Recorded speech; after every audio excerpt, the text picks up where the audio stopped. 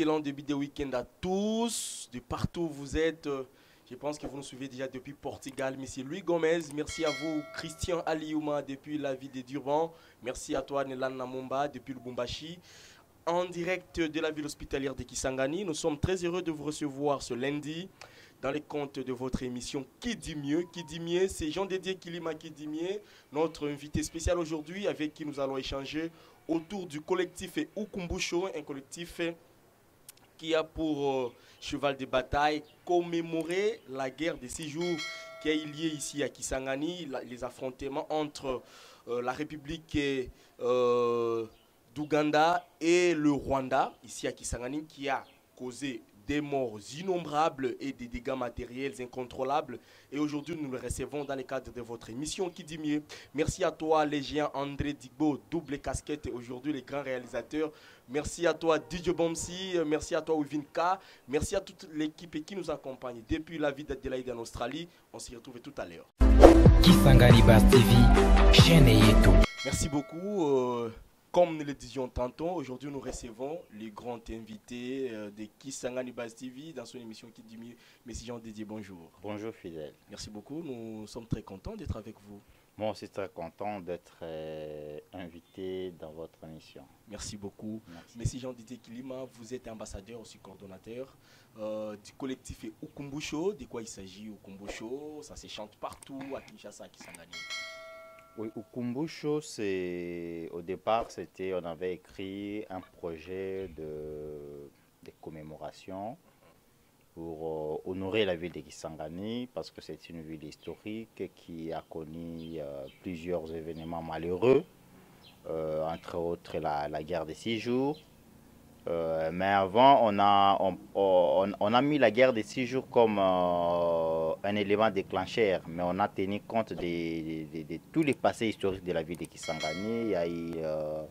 C'est ici qu'il y a eu la toute première fosse commune de la République démocratique du Congo après l'indépendance.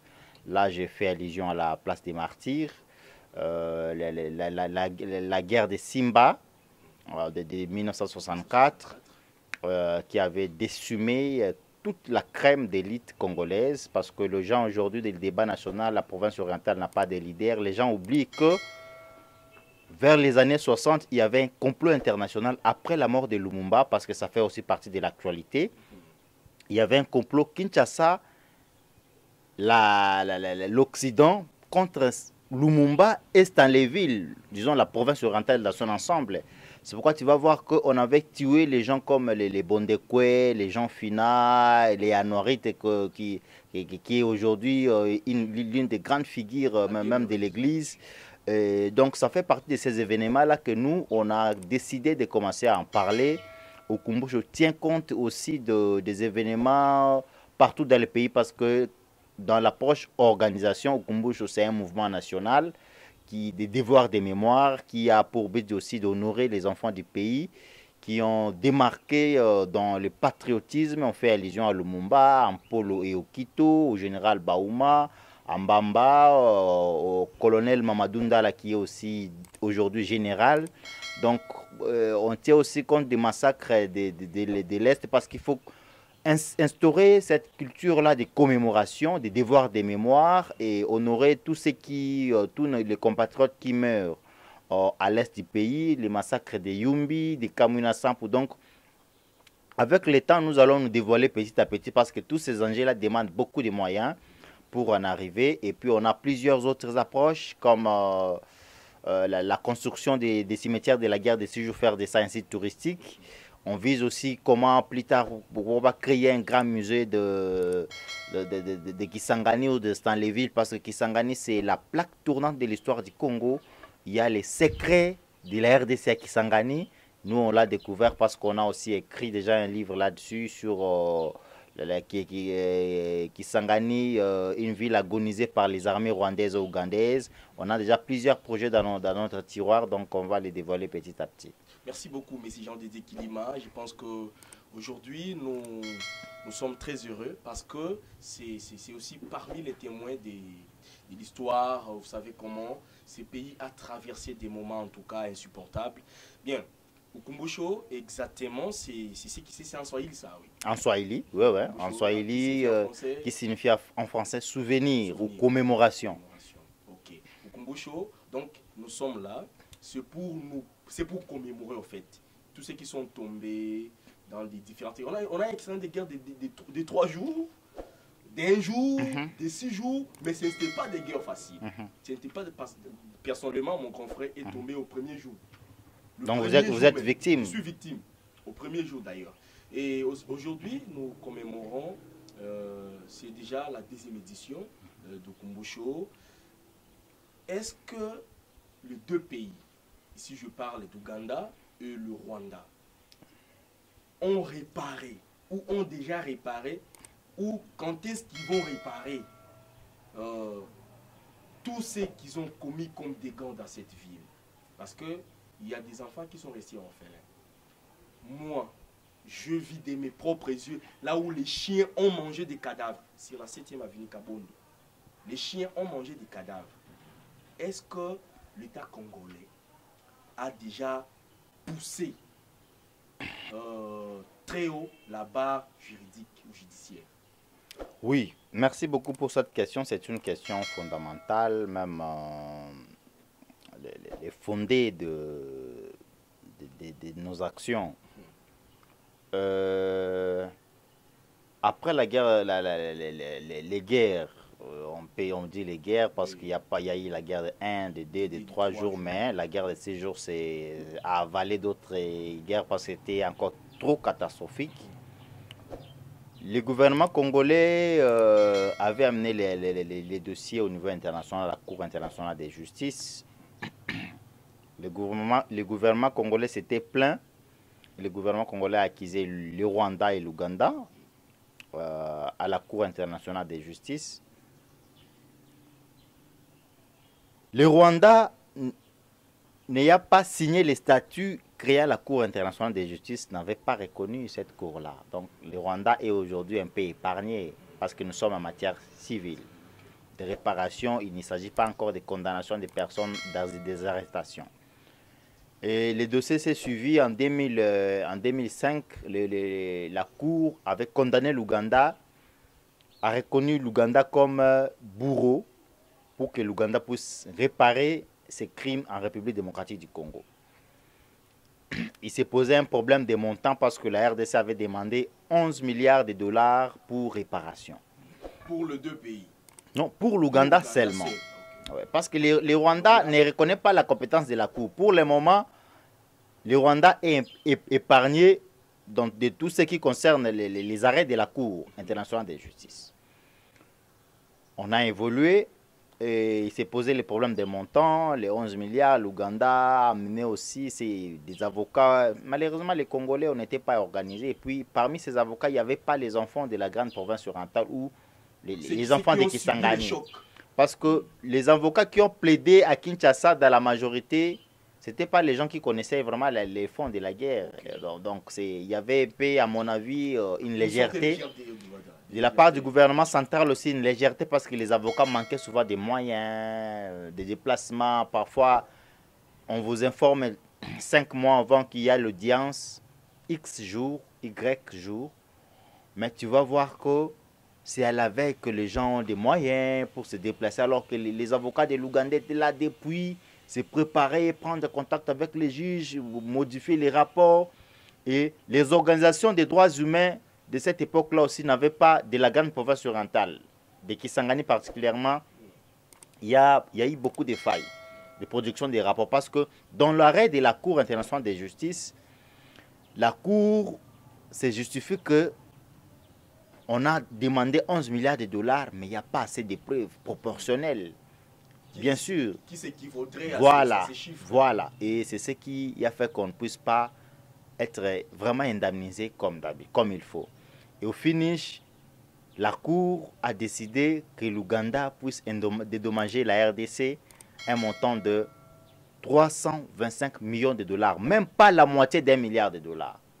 Donc, vous demandez 11 milliards de dollars, 11 milliards, on ne vous donne même pas la moitié d'1 milliard de dollars. Donc, c'est vraiment très ridicule pour la nation. Pour nous, ce n'est pas une bataille perdue parce qu'il y a encore un grand combat, même au Kumbushi aussi dans cette approche-là, autour du docteur Mukwege pour crier, pour demander le tribunal pénal international pour le Congo. Parce que c'est là où on va encore recommencer l'affaire. On va juger les gens, les individus. On va juger Kagame comme individu, les Kabareb, les pays, même les enfants du pays qui étaient impliqués dans cette guerre. Parce qu'ils sont nombreux, beaucoup sont encore très puissants au pouvoir.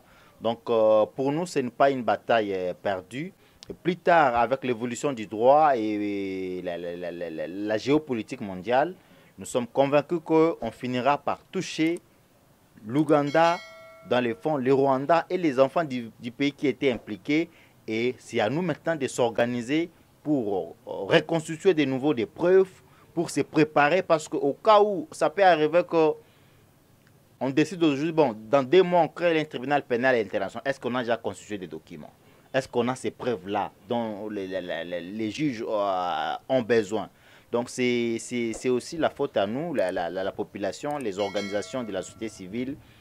On doit vraiment mettre du travail au sérieux et puis aussi la population, parce que quand il n'y a pas l'engouement autour, quand il n'y a pas, l'enjeu ne devient pas un enjeu populaire. On va voir comme si c'est une affaire de quelques organisations pour chercher l'argent et tout. Voilà pourquoi nous sommes, on appelle le Kumbusho, c'est un mouvement populaire. Parce qu'on vise vraiment à l'ancrage populaire pour quoi Kisangani, la question d'abord de la guerre de 6 jours, commence à se réunir.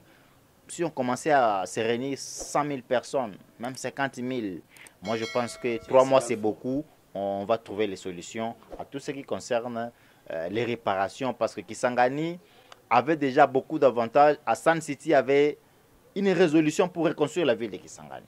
Parce qu'en dehors de Rwanda et de l'Ouganda, il y a aussi le gouvernement congolais qui avait failli à sa mission de protéger la population.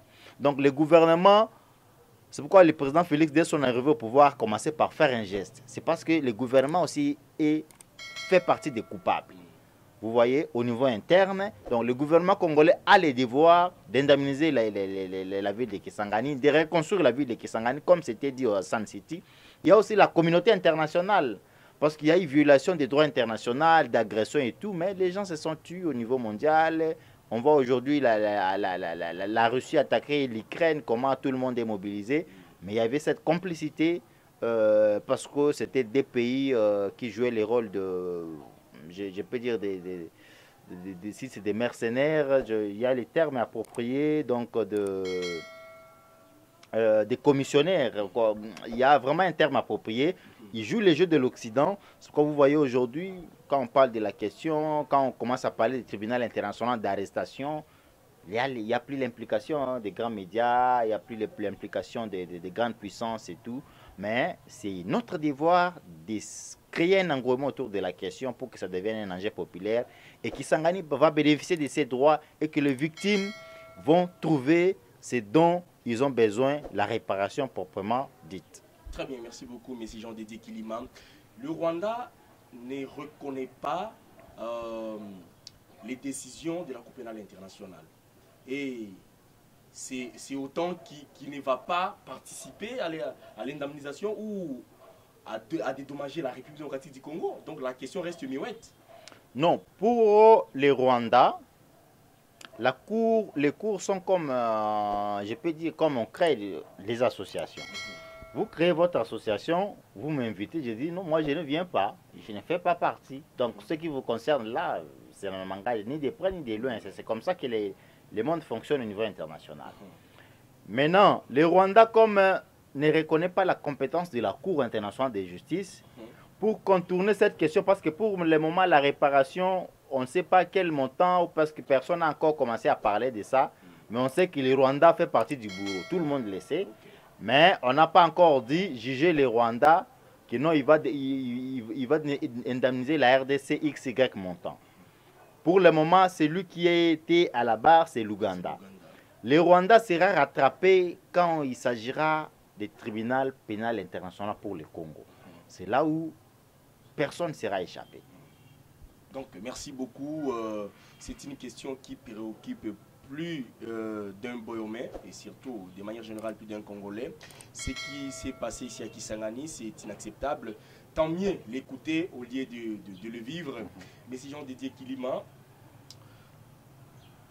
dernièrement, par les trichements du ministère des Droits humains, il y a eu un montant qui avait été envoyé ici à Kisangani, mais apparemment, selon certaines langues, ce ne sont pas les vrais bénéficiaires ou les vraies victimes qui ont bénéficié de ces enveloppes-là.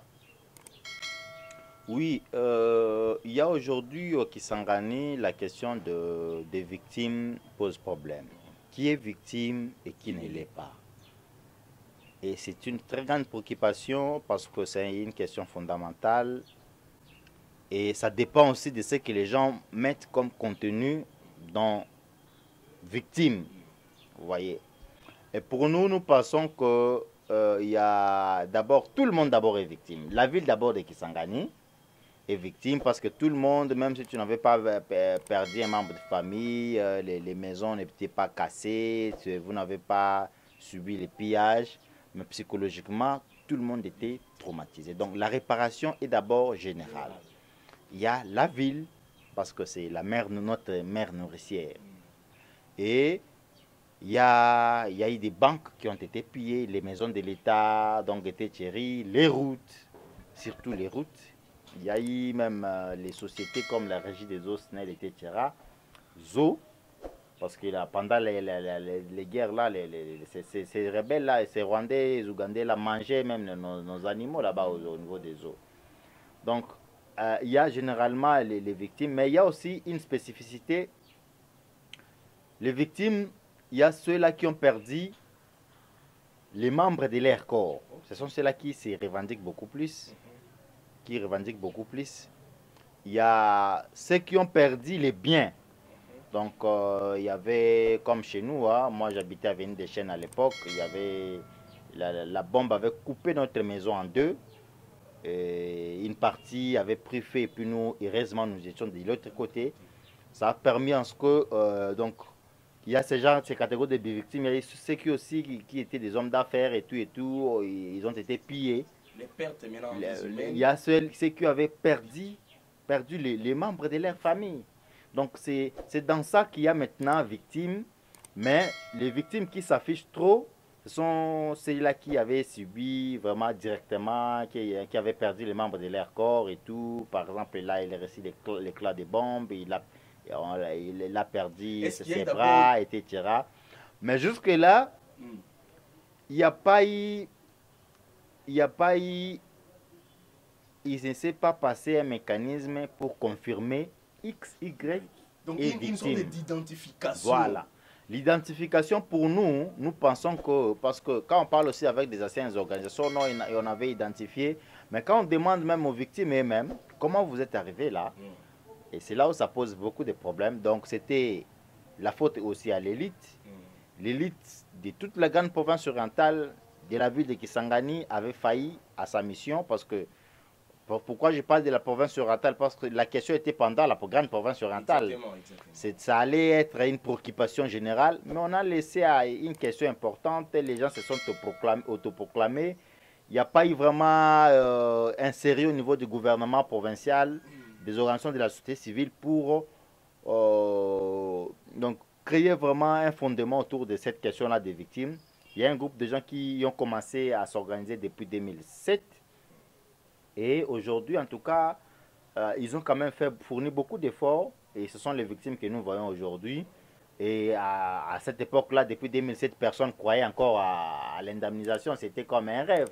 Donc quand l'argent arrive, donc ces gens-là ont quand même droit aussi parce qu'ils ont commencé à parler de ça avant, quand personne parlait.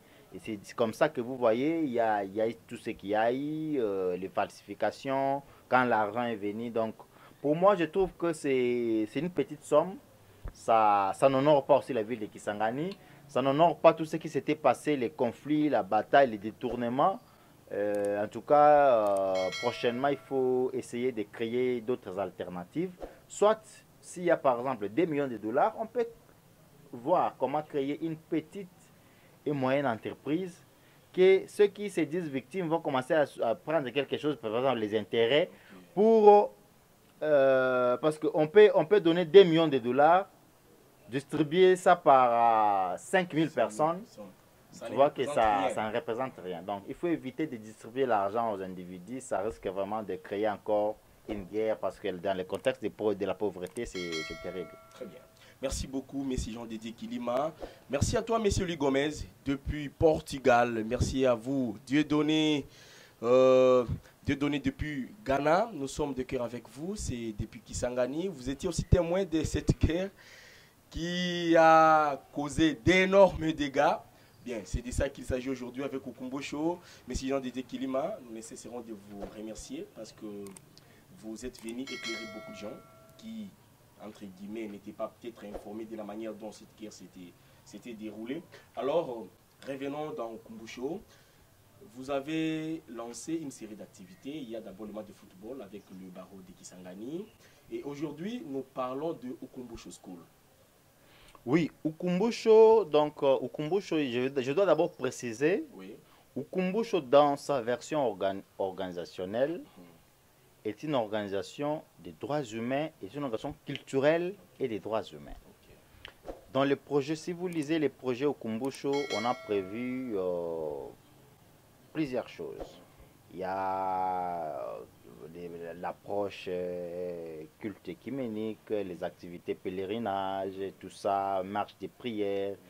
On a prévu faire même des documentaires, ça existe dans notre plan. On a prévu aussi promouvoir les jeunes talents. On voit les artistes, on voit ceux qui ont les potentiels, par exemple, de l'art oratoire, les talents d'écriture, les cinéastes, tout ça. Et même les artisans, hein, ceux qui produisent des œuvres d'art et tout, des peintres et tout. Et aussi dans ces volets, parce que l'idée n'est pas de rester trop Kisangani. Nous, on a la vision d'internationaliser la question. Voilà pourquoi dans nos plans, on a prévu des grands artistes comme... dans la première édition, on avait déjà pris contact avec Maître Gims. On n'a pas encore trouvé l'argent. C'est quoi notre agenda culturel est un peu dans les tiroirs. Okay. Et même les gens qui ont créé, je vois, tu m'avais parlé il y a les gens qui ont créé au-delà, surtout les amis qui venaient dans Festival au-delà des étoiles. La première édition. Mais on en parlera. Les jeunes gens que j'ai vus participer, venir filmer dans nos activités, ils ont tous justement récupéré ce que nous on était en train de dire. Au lieu de venir adhérer, ils ont fait ce qu'ils ont fait. Mais pour nous, on trouve qu'il n'y a pas un problème. Donc pour nous, c'est le début même de l'éveil citoyen que nous sommes en train de prôner et nous sommes en train d'inciter, parce que ça, c'est vraiment une incitation. On passe dans des écoles et tout. Dans Okumbo Show School, c'est encore un projet un peu particulier, parce que l'idée est d'apprendre aux enfants l'histoire de la ville de Kisangani et du Congo. Je suis à Kisangani on va créer les comités. Okumbo Show School vise les écoles et les universités. Et on va créer les comités dans des écoles, dans des universités. On va former un premier groupe d'élèves et étudiants. Et à leur tour, et même on va commencer à parler de Okumbo Show School, à coordonner, etc. Donc c'est là aussi dans l'idée de créer un ancrage populaire auprès des élites, auprès de la masse populaire. Et puis Okumbo Show comme organisation, on va aussi on va redynamiser la coordination urbaine. On va mettre des comités de la ville, de quelques comités de communes, des cellules dans des quartiers et tout. Et tout cela dans le cadre d'associer la masse populaire. Et ça nous demande encore aussi beaucoup d'énergie. Donc on évolue mollo. Très bien. Merci beaucoup Jean-Dédié Kilima. Nous sommes arrivés presque à la fin. Encore une petite question. Nous allons maintenant parler du rapatriement de la relique de Mairie Patrice Lumumba qui fut notre tout premier ministre. Et vous étiez dans l'action. C'était quel message avez-vous lancé devant les autorités provinciales comme nationales? Cette activité-là, c'est une humiliation. On a humilié la ville de Kisangani. Kisangani, c'est la ville qui a produit Patrice Lumumba. C'est comme une machine de production des leaders au Congo. C'est Kisangani qui a vendu Lumumba pour devenir aujourd'hui l'icône mondiale. Parce que Lumumba n'a rien. Parce que j'ai vu la famille biologique et les gouvernements s'en approprier. Lumumba est au-delà de tous ces enjeux-là. Politiquement, Lumumba est né et mort à Kisangani. Parce que vous allez voir, devant la mort, il se battait. Il était déjà au Sankuru, hein. Quand il a fui de Katanga au Sankuru, il se battait pour atteindre Kisangani. On a vu dans une lettre Lumumba, dans son calvaire, il a fait une lettre à Kwame Nkrumah, une lettre qui a été saisie par la CIA, ça n'avait pas atteint les destinataires. Il dit, aidez-moi, faites un effort, aidez-moi à atteindre Stanleyville, je changerai les destins du Congo et de l'Afrique. Est-ce que vous comprenez le message? Donc ça suppose que si Lumumba était à Kisangani, on n'allait pas les tuer. Parce qu'il était sûr de l'esprit qui est ici. Parce que je vous ai dit même spirituellement, il y a les secrets du Congo, c'est ici. Vous allez voir, vous allez me demander pourquoi. Vous voyez, tous les partis politiques, tout le monde cherchait à lancer son truc à Kisangani. Ça a beaucoup de signification. Et Lumumba l'avait compris parce qu'il a vécu. Il a vu, mais après la mort de Lumumba, Kisangani a encore perdu beaucoup parce qu'il y avait plus de 10 000 morts. De 60 à 61, de 61 à 65, la province orientale avait perdu plus, j'avais déjà parlé, ça, plus de 10 000 morts. C'était plus que la guerre des 6 jours. Il s'est passé dans cette ville, jusqu'à nos jours, le plus grand otage de l'humanité. Les Simba avaient pris tous les étrangers, ils étaient plus de 2000 et quelques. Et les otages, c'est pourquoi il y a eu des paracommandos belges accompagnés des pilotes et des Américains, et de la CIA et tout consort. Ils étaient venus, il y avait l'opération aérienne, qu'on appelait ça opération Dragon Rouge, et l'opération terrestre, c'était l'opération Omegang. À Isiro, c'était l'opération Dragon Noir, parce que c'est le groupe là qui était parti pour mettre la fin du côté de Wamba où Anorit était jusqu'à Oulé et Bazouélé. Mais vous allez comprendre qu'après tout cela, en dehors de tuer les gens, il y avait une planification parce que pendant cette opération, les pouvoirs de Kinshasa, qui dirigeait Tchombe comme Premier ministre, Mobutu comme chef des opérations militaires, et l'Occident avaient planifié de neutraliser l'esprit Patrick Séméry Lumumba. C'est pourquoi tu vas voir, on avait tué toute la crème d'élite de la province orientale pour étouffer cette question.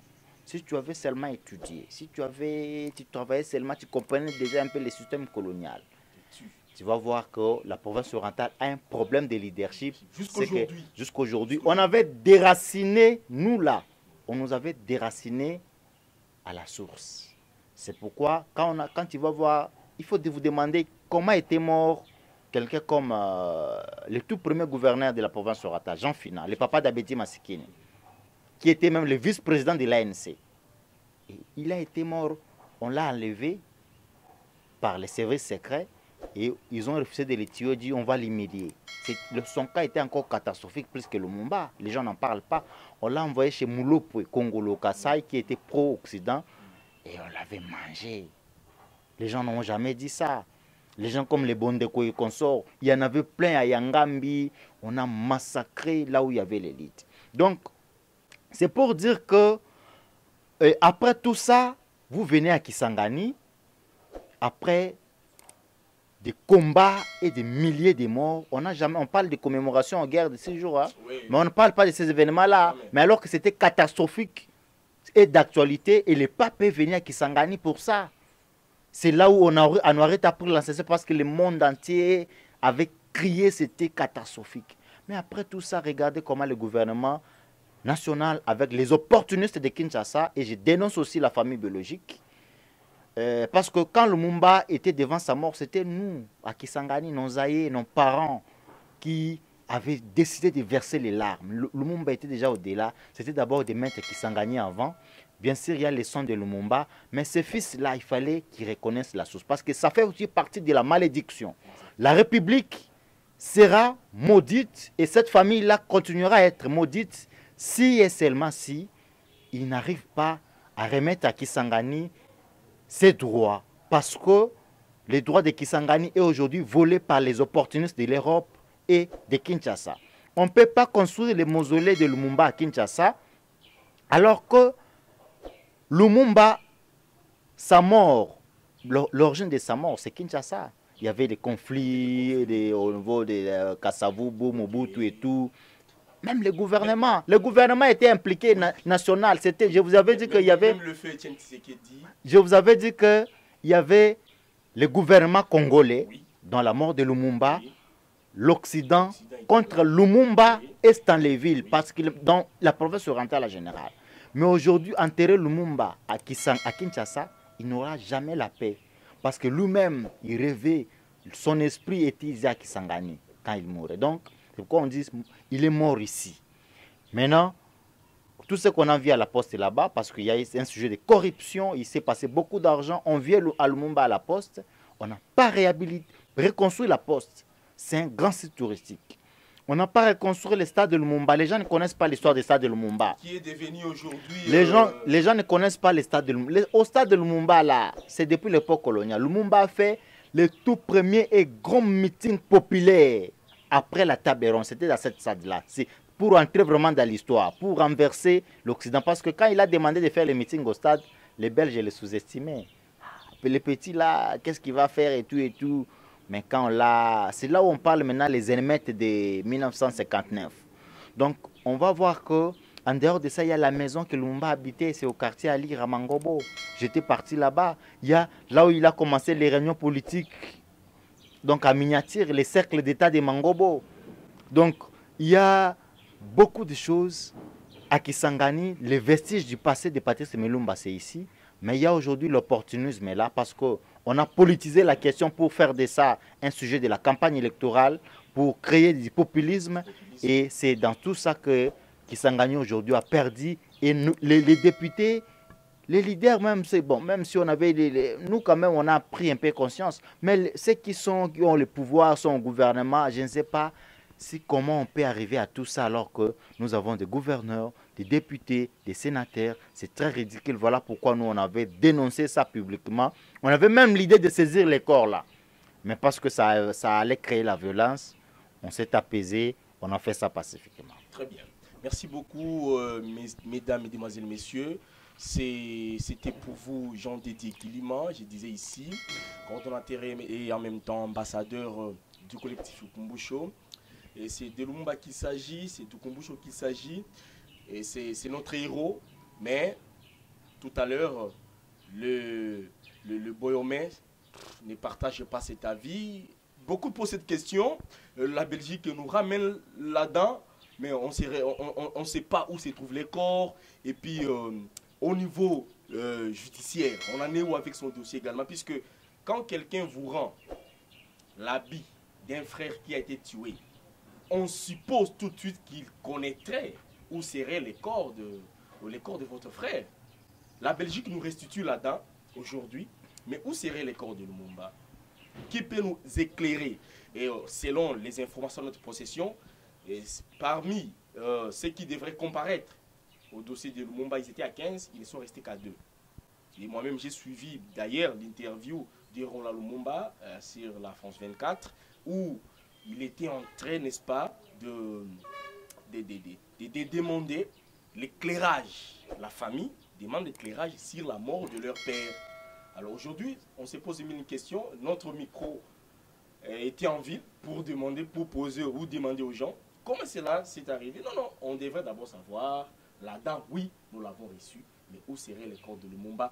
Qui sont les véritables auteurs de la mort de Lumumba? Oui, Lumumba, moi je sais, l'opinion mondiale sait que Lumumba a été assassiné par les grands clubs d'Occident, de l'Occident. La Belgique, c'était la partie visible, mais il y avait plein de dangers. Parce que les Congo, l'arbre qui cachait la forêt. Voilà. Au départ, il faut citer les USA, les États-Unis d'Amérique. Lumumba était l'esprit quand ils ont assassiné Lumumba. Moi, je dis, hein, parfois, il faut remercier celui qui avait pris la dent. Parce qu'il faisait ça comme un jeu. Les visionnaires, les conspirateurs de ces crimes, dans leur tête, ils disaient, on tue Lumumba, il va rester sans trace. Son esprit va aérer. Parce que l'esprit, c'est quoi? Quand vous enterrez quelqu'un, on dit les morts ne sont pas morts. Il y a les retours de son esprit dans la génération montante. Tu vas voir, quand on a tué, les Américains ont tué Ben Laden, c'était les mêmes modus operandi. On l'a jeté au fleuve, dans les mers. Selon ce qu'ils disent. Ouais, ouais. Et selon ce qu'ils disent. Maintenant, on va comprendre que ce soit vrai ou faux, mais moi, je suis convaincu que c'est le même mode opératoire qui a fait que ils ont tué Lumumba comme ça pour qu'on puisse... tu vas aussi voir hein, au Congo, hein, avec les V, c'est comme ça qu'ils avaient fait quand ils ont tué les gens qui ont tué Chebea. Donc c'est à peu près le même modus operandi, mais c'était fait avec l'amateurisme. Et malheureusement, on avait récupéré les corps au fleuve en train de flotter. Donc c'est un peu ça. Lumumba a été tué. Et puis on avait mis son corps dans l'acide et puis il était devenu poussière, etc. Mais les soldats qui étaient dans l'opération, lui seulement par la colère, par la méchanceté, il dit non, moi je vais garder sa dent ici pour... Hein, c'était sa plus grande mission. Comme un trophée. Voilà, trophée. Il est parti avec. C'est plus tard, les crimes des sangs, ça tourmente toujours, ça va te pousser à commencer à parler. C'est par là qu'il dévoile que non, il y avait la dent là et tout. C'est à ce moment-là que la Belgique récupère ça. Et ils ont mis ça dans les musées. Et puis c'est devenu un grand enjeu. Ils ont gagné beaucoup d'argent, des millions, par les touristes qui venaient voir ces reliques-là. Bon, dire aussi que c'est vrai ou c'est faux, moi, c'est un débat complexe parce que la famille, c'est la légèreté de la famille. La famille n'est pas exigeante. C'est pourquoi je parle de la corruption. La famille n'a pas demandé de faire les tests ADN. Le gouvernement nous a dit de ne pas faire les... J'ai suivi ça sur France 24. La famille elle-même avoue qu'ils n'ont pas fait les tests ADN. Ça sent la corruption. Le gouvernement a joué un jeu. Le gouvernement congolais a pris ça à la légère parce qu'il faut qu'on soit vraiment clair. Les seuls enjeux de Lumumba peut nous apporter des milliards de dollars. Ça peut renverser l'Occident. Parce que c'est un crime, comme je t'ai dit, que c'est une complicité mondiale. Donc, aujourd'hui, nous sommes un État faible. On ne finira pas de rester faible éternellement. Il y aura un jour, le Congo va prendre de la sincère. L'avantage de la justice, c'est que justice, c'est pour la rater. 61 ans après, on parle de Lumumba aujourd'hui. 100 ans après, on va parler de la justice. On ne parlera plus des reliques. Donc moi, je suis convaincu que dans l'avenir, le Congo aura des milliards de dollars. À nous, Boyomé, nous, on avait déjà vu ça de l'or. C'est pourquoi je t'ai dit, Ukumbouche, on l'a créé pour tous ces enjeux-là. Donc c'est avec le temps, quand on aura un peu de la racine, on aura un peu d'argent, le monde saura tout ça parce que c'est vraiment notre passion de défendre la ville de Kisangani, de parler de notre passé, parce qu'en dehors des diamants aujourd'hui, de l'or, des forêts, des castérites, des coltans, nous avons aujourd'hui une richesse qui est l'histoire. Aujourd'hui, l'Israël, qu'est-ce qu'elle a? Mais l'Israël a capitalisé. Regardez la Bible, hein? Même si on parle de Joseph, Abraham, c'est d'abord les parents d'autrui, les ancêtres d'un autre peuple. Maintenant, ils étaient très malins, ils sont très malins que nous, même si on a spiritualisé ça, mais ils nous ont fait avaler leur histoire. Aujourd'hui, nous répétons ça, c'est comme si nous étions déjà là-bas. Mais nous-mêmes, nous sommes là en train de blaguer avec notre histoire. Moi, je pense qu'aujourd'hui, il y a un diamant, il y a de l'or à Kisangani. C'est ça, maintenant, l'histoire. Parce qu'il n'y a aucune ville au Congo qui a l'histoire comme la ville de Kisangani. Moi, je suis à Kinshasa, à Lubumbashi, partout. Ils ont peur de Boyomé. Ils nous respectent parce que c'est nous-mêmes qui blaguons. Parce que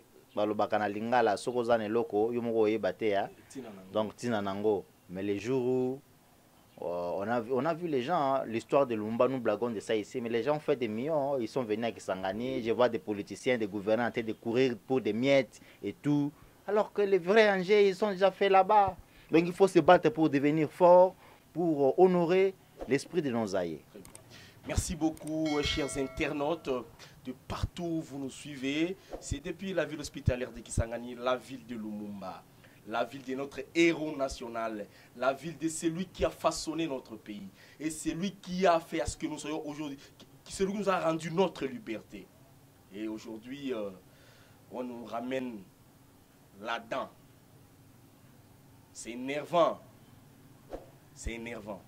Bon, je sais que la justice aussi, comme disait mon professeur Maïndo, elle est divine. Un jour, la vérité finira par triompher. Et M. Jean Didier Kilima, un tout dernier mot, nous sommes arrivés à la fin de notre mission. Oui, merci beaucoup pour d'abord l'opportunité, parce qu'à tout moment qu'on a l'opportunité de parler, c'est notre passion, c'est de reconstruire les devoirs des mémoires congolais. Nous incitons tous les Congolais à emboîter les pas partout où vous êtes, de penser que la ville de Kisangani tend vers sa disparition. Parce que Kisangani était la plus grande force attractive il y a 30 ans, il y a 40 ans. Mais aujourd'hui, quand on regarde Kisangani, il ne représente plus grand chose. Il faut penser à la mer qui a nourri l'humanité, à la mer qui vous a nourri. Parce que je vois à Kinshasa, plus de 55% d'élite, des gens qui sont au pouvoir, ils ont un passé de Kisangani. Je parle avec beaucoup. Ah, moi je fais Tchololo, moi je fais Maendeleo, moi je fais Inikis, moi je fais... Mais dans tout ça, les gens ne regardent pas derrière. Vous êtes en Europe, vous êtes à Lubumbashi, vous êtes partout au monde. Pensez que Kisangani, c'est la ville qui vous a tout donné et qui, aujourd'hui, elle a tout perdu. Et c'est maintenant qu'elle a besoin de vous. Si vous ne venez pas aujourd'hui, vous ne viendrez plus jamais. Merci. Merci beaucoup. Cette année est donc finie avec cet entretien que nous avons accordé à l'ambassadeur Jean Didier Kilima, qui a aussi accepté notre invitation, mesdames, messieurs, en direct de l'hôtel Full Business. Merci tout le monde. Je vous accueille à Kisangani. On l'appelle ville hospitalière. La ville accueille tout le monde. Et tous ces grands leaders-là, qui aujourd'hui se font beaucoup d'argent, sont passés par ici. Et c'est un passage obligé pour atteindre un certain niveau au pays. Donc, vous êtes la bienvenue dans cette ville. Et je vous recommande ces merveilleux hôtels de Full Business. Venez passer votre journée ici, vos séjours à Kisangani. Vous serez à l'aise, vous sentirez à l'aise. Merci à toute l'équipe qui nous accompagne dans la ville de Kisangani. André Légien Digbo, merci à toi DJ Bomsi, merci à toi Ovinka, merci à toi Pierre Calizetti, Bernard Calizetti, Madame Aloua. Depuis la ville d'Adélaïde, nous sommes très contents d'être avec vous et surtout, continuez à nous faire confiance. Et nous insistons, continuez à nous faire confiance. Vous ne trouverez nulle part ailleurs, ici seulement, chez Kisangani Bass TV. Dans son émission Qui dit mieux, quant à moi, fidèle Selemani Messi le micro, je vous dis au revoir, on se retrouve prochainement. Kisangani Bass TV, chaîne et tout.